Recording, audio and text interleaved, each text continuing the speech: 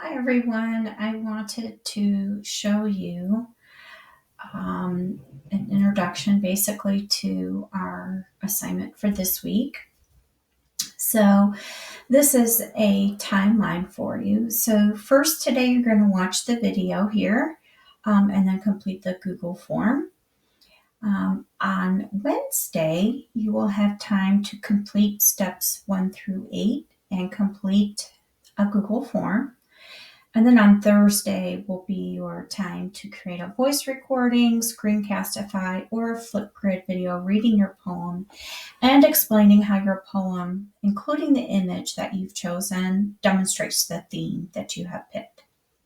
The due date for the found poem, as well as the explanation, is Sunday, December 13th at 11:59 p.m. And this is a summative assignment. So we are going to be focusing on The Great Gatsby for this poem. So I'm going to go just through the steps, and this actually will be attached separately as material so that you can go through it when you're actually creating your poem step by step. This is just a brief overview. So our standards for the assignment are listed here. We need to determine a theme or central idea of the text, analyze it in detail as it develops over the course of the text, including how it emerges and is shaped and redefined or defined by specific details. And then also we're looking at connotative and figurative meanings of language and analyzing how those particular choices the author has made, how those choices actually impact the meaning and the tone. So those are the two standards that go into the essential understandings for the assignment. You also will be creating a piece of artwork around the central theme of the finished poem. So when you review this slideshow, there will be a video that you can watch that actually takes you through all of the steps. We're not going to watch it right here. I'm going to go to the next slide. So this is an example of what your poem will look like. So on one side of the screen, you will have selected important words from a page of the book. And those words, when you have selected them, will actually read like a poem. You'll also select an important image to go along with the theme. So the theme for this poem, the author decided to write about how time is dark. So the negative aspects of time. So you can see on the other side, across from the poem, they've actually typed out the poem.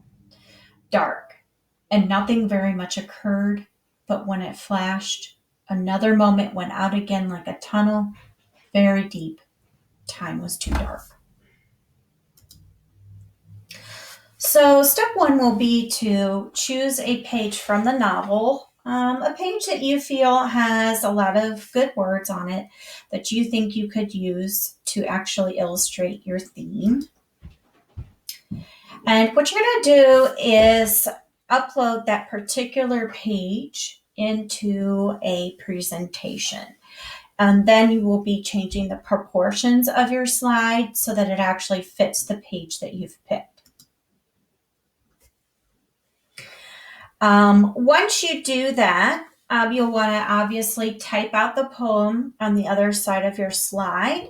And then you're going to select those particular words that you've chosen for your poem and create a transparent box around each word or phrase that you have picked. Next, you're going to zoom in to your page and actually take a screenshot of each of your boxed words or phrases and save them.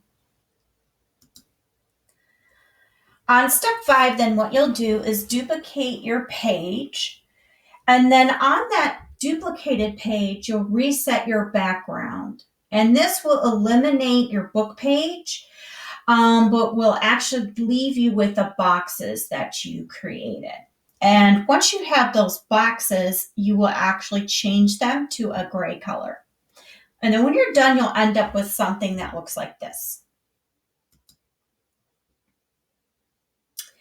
Once you're done with that, you're going to pick a picture that you feel goes with this particular theme. So time is too dark, so you want probably maybe a clock, something that signifies time.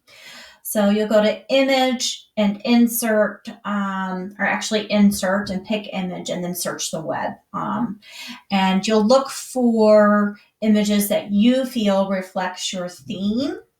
You might have to look for different things. So you could look for time, you could look for stopwatches, you could look for clocks, whatever you want. Once you've picked that particular image, you're going to go ahead and click on it and then click insert.